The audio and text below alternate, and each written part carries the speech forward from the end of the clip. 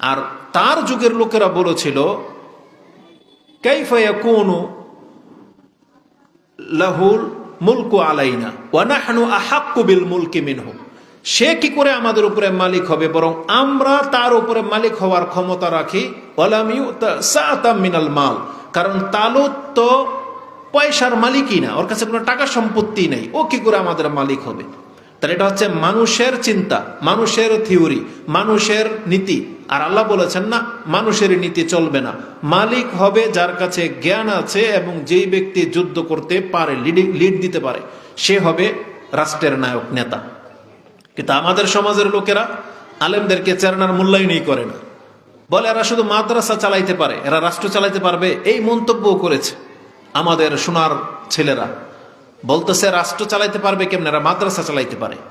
কিন্তু এই ভুলে গেছে যারা মানুষের কাছ থেকে ধারে ধারে ঘুরে জমা করে এতিম বাচ্চা পালতে পারে, তারা আপনাদের মতো নালায়েক পালতে পারবে। আল্লাহ সেই তৌফিক তাদেরকে দিয়েছেন। কারণ পৃথিবীতে কোনো পয়সাওয়ালা অত দায়িত্ব নেয় নেই যত দায়িত্ব একটা মাদ্রাসার দায়িত্বশীলরা নেয়। আপনি যত পুরো বাংলার জমিনে ঘোরেন, আপনি কার ঘরে কয়টা এতিম পাবেন, কিন্তু প্রত্যেকটা মাদ্রাসার মধ্যে আপনি ঘোরেন 10টা কমপক্ষে এতিম বাচ্চা পাবেন। তাহলে এগুলো কে পালে? হ্যাঁ, টাকা তাদের কাছ থেকে কালেক্ট করা হয়, কিন্তু জিম্মেদারি, দায়িত্বটা কে বহন করে যাচ্ছে? এই আলেম সমাজে বহন করে যাচ্ছে। এরকম অনেক দিক তুলে ধরা সম্ভব। তবে জেনে রাখেন, মানে আমি বোঝাতে চেয়েছি যার কোরআনের জ্ঞান বেশি হবে সে হবে মালিক, সে হবে ইমাম। যেমন মসজিদের ইমামতিতে আমি এগোই না কেন? কারণ আমি আর আপনি জানি যে আমরা কোরআন জানি না, এই জন্য আমরা খুঁজি যে কোরআনের হাফেজ কে কোরআন ভালো জানে, তাকে আপনি ইমামতিতে রেখেছেন। আপনার একটা মাইন্ড হচ্ছে শয়তান আপনাকে ধোকা দিয়ে দিয়েছে, আপনি মনে করতেছেন যে ইমামতির চাকরিতে একটা কম দামি চাকরি, এটার জন্য কে যায়? 1000 10,000 টাকা দিলে একটা ইমাম পাওয়া যায়। আপনি এই দিক দিয়ে টাকার চিন্তা করেছেন, এই জন্য এই চাকরিটা আপনি নিচ্ছেন না। আবার ওই 10,000 টাকা দিয়ে ইমামতি দিবেন, তাতেও আপনি খুঁজতেছেন এটারও তো যোগ্যতা লাগবে, তখন আপনি হাফেজ খুঁজেন। আপনি দেখতেছেন টাকা, কিন্তু আমরা দেখতেছি গুণ। কারণ আপনার 10,000 টাকা আপনার কাছে বড় মনে হলো, কিন্তু তারপর আপনি নির্ণয় করলেন ওই হাফেজ কি, যদিও এটা 10,000 টাকা দামের চাকরি না, এটা সবচেয়ে দামি একটা জায়গা, ইমাম। আপনি ভুলে গেছেন, আপনি যদিও 10,000 টাকা দিয়ে বেতন দিয়ে ইমাম রেখেছেন, কিন্তু আপনি লক্ষ্য করে দেখেন তো, সময় আসলে তার পেছনে দাঁড়িয়ে আপনাকে সালাত আদায় করতে হয়, তার ইক্তেদা করতে আপনি বাধ্য। যদি আপনি কোটিপতি, আপনার ক্ষমতা থাকে না, আপনি মসজিদে গেলে যে ইমাম আপনি সরেন, নামাজ আমি পড়াবো, এই ক্ষমতা আপনার নাই। এলাকার মানুষ আপনাকে পাত্তাও দিবে না যদি আপনি কোটিপতি, আপনি লিডার। এটাই বোঝা যাচ্ছে আল্লাহ যখন কাউকে সম্মানিত করে, তাহলে কোনো কিছুতেই তার সম্মানকে কেউ ঠেকায় রাখতে পারে না। ইমামতিটা আপনার কাছে সস্তা কিছু মনে হয়, কিন্তু আল্লাহর কাছে এটা হচ্ছে সবচেয়ে প্রথম গ্রেটের মানুষের কাজ। তো এইভাবে যদি আপনি চিন্তা করেন, অনেক কিছু পাবেন। ওমর রাদিয়াল্লাহু তাআলা আনহুর যুগে তারা এটা রিয়ালাইজ করতে পারতো যে আমরা ছিলাম কি আর হইলাম কি। আমরা একটা সময়ে বকরি চড়ানো জাতি ছিলাম, কিন্তু কোরআন গ্রহণ করে নেওয়ার কারণে আল্লাহ আমাদেরকে সাম্রাজ্যের মালিক বানিয়ে দিয়েছে, এটা তারা ফিল করতেন। তার যুগে মক্কার গভর্নর ছিল নাফে ইবনে আজরা। তিনি ছিলেন মক্কার গভর্নর। কোন একটা কারণে তাকে তলব করা হলো, মদিনা থেকে মক্কার লিডারদেরকে ডাকা হলো, একটা মিটিংয়ে বসবে। তখন নাফে ইবনে আজরা আসছে ওমর রাদিয়াল্লাহু তাআলা আনহুর সাথে সাক্ষাৎ করার জন্য। তো ওমর রাদিয়াল্লাহু তাআলা আনহু জিজ্ঞেস করলেন, মান ইস্তাখলাফতা আলাল ওয়াদি, মক্কার নগরীর দায়িত্ব কাকে বসায় আসছো? কারণ ইসলামিক নীতি হলো এই অঞ্চলের রাষ্ট্রপ্রধান, এই অঞ্চলের মাতাব্বর যখন অন্য অঞ্চলে যাবে, তাহলে কাউকে না কাউকে দায়িত্ব দিয়ে যাবে যে আমার সফর থেকে ফিরে আসা পর্যন্ত তুমি বিচার আচারগুলো দেখবে, কারণ মীমাংসা আসলে তুমি করে দিবে। কাউকে না কাউকে চেয়ারে বসিয়ে যেতে হবে, এটা ছিল নিয়ম, ইসলামিক নিয়ম। আজও সেই সিস্টেমই চলতেছে সারা দেশ। তো তাকে জিজ্ঞাসা করা হয়েছে, মক্কার গভর্নর কাকে করে আসলা?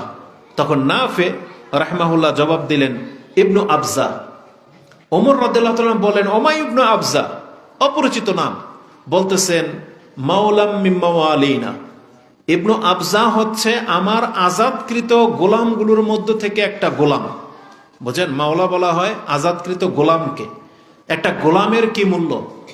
যে তার বাপ গোলাম, তার সন্তান গোলামি করবে মানুষের, সেই গোলাম হয়ে যাচ্ছে মক্কার গভর্নর। গভর্নর তো বুঝেন, মানে পুরা মক্কা নগরীর লিডার, হেড, নেতা, যিনি রাজ্য পরিচালনা করবেন, এটা রাজ্যের লিডার।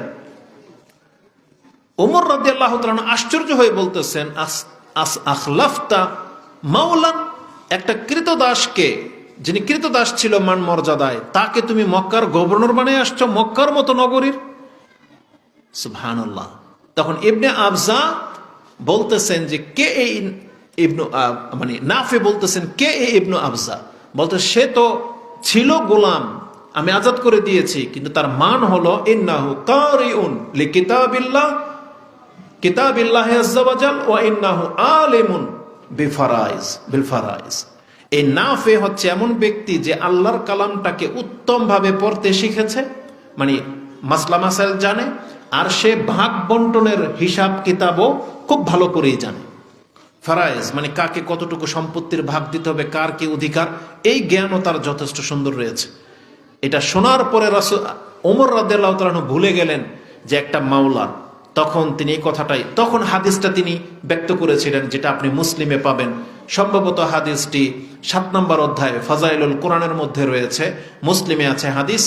ওমর রাদিয়াল্লাহু তাআলা তখন পুরো পৃথিবীবাসীকে এটাকে মানে কান খাড়া করে শুনতে বলেছিলেন, আলা ইন্না নাবিয়াকুম কাদ কাল, এই তো তোমাদের নবী কিছু কাল মাত্র, কত বছর হয়েছে, 2.5 বছর, 3 বছর, কারণ ওমর রাদিয়াল্লাহু তাআলা তো রাসূলুল্লাহ সাল্লাল্লাহু আলাইহি ওয়াসাল্লামের 3 বছর পরে খেলাফতে বসেছেন, 2.5 কি 3 বছর পর।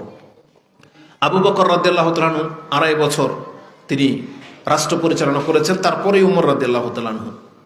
তো তিনি বলতেছেন ইন্না নাবিয়াকুম কাদ কাল, এই যে তোমাদের নবী মাত্র কয়েকদিন হলো এই কথা বলে গেছেন যে ইন্নাল্লাহা ইয়ারফাউ বিহাযাল কিতাবি আকওয়ামান ওয়া ইয়াদাউ বিহি আখারিন, আল্লাহ তোমাদেরকে এই কিতাব দিয়ে কতককে সম্মানিত করবেন, উচ্চ মর্যাদায় উঠিয়ে দিবেন, আর এই কিতাবের মাধ্যমে আল্লাহ বহু জাতিকে লাঞ্ছিত করে ছেড়ে দিবেন। তার মানে কি বুঝাতে চাইলেন, একটা কৃতদাস কোরআনকে গ্রহণ করার কারণে সে মক্কার গভর্নর হয়ে যাচ্ছে, তার মানে আল্লাহ সুবহানাহু ওয়া তাআলার কালামের মান কি। তাহলে যখন পৃথিবীতে খেলাফত কায়েম হবে, তখন দেখবেন একটা খলিফা, একটা মসজিদের ইমাম, একটা নগরীর ইমাম, একজন মেয়র নিযুক্ত করতে বাধ্য হবে যার কাছে কোরআনের জ্ঞান আছে, যার কাছে আল্লাহর জ্ঞান আছে, যার কাছে তার দ্বীনের জ্ঞান আছে।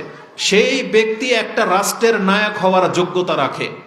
আল্লাহওয়ালা কোনো লোক যদি ক্ষমতায় বসে, তার ক্ষমতাই নেই যে কাউকে টাকার বিনিময়ে, কাউকে শক্তির বিনিময়ে একটা পদ দিয়ে দিবে, এটা তার অপশনই নেই। কারণ আল্লাহ সুবহানাহু ওয়া তাআলার নীতি হলো, যার জ্ঞান যত বেশি সে মর্যাদার হক রাখে, আর সেই জ্ঞান নিছক কোরআন হাদিসের জ্ঞান। ওই ইঞ্জিনিয়ারিং পদের বিদ্যা দিয়ে আপনি রাষ্ট্রনায়ক হওয়ার যোগ্যতা রাখেন না। ডাক্তার হলে আপনি রাষ্ট্র পরিচালনা করবেন, যোগ্যতা আপনাকে দেওয়া হয়নি, এটা হচ্ছে মানুষের নীতি। কিন্তু আল্লাহ বলেছেন সবচেয়ে সম্মানিত ব্যক্তি হবে যার কাছে কোরআনের জ্ঞান আছে, এটাই হচ্ছে নিয়ম। কিন্তু এই পৃথিবীবাসী সেই নিয়মটাকে ভেঙে দিয়েছে। কিন্তু আল্লাহ সুবহানাহু ওয়া তাআলার কাছে সেই নিয়ম এখন পর্যন্ত বহাল আছে। তার প্রমাণ একটু আগে আপনাকে দিলাম যে তিরমিজিতে এবং আবু দাউদে সেই হাদিস আছে যে কিয়ামতের মাঠে আল্লাহ সুবহানাহু ওয়া তাআলা জান্নাতের সুউচ্চ স্থান দান করবেন, কিসের ভিত্তিতে? এই কোরআনের ভিত্তিতে। যে তুমি পড়ো আর চলো, বলা হবে না যে কে কত বড় ইঞ্জিনিয়ার ছিলা, ডাক্তার ছিলা, তুমি কোন বিদ্যায় কত পারদর্শী ছিলা, অ্যাটম বোম বানাইতে পারতা কিনা, এগুলো জিজ্ঞেস করা হবে না। বলবে তুমি আল্লাহর কালামটা শিখেছো, পড়ো, পড়ো আর চলো, আর কোনো কিছু বলা হবে না।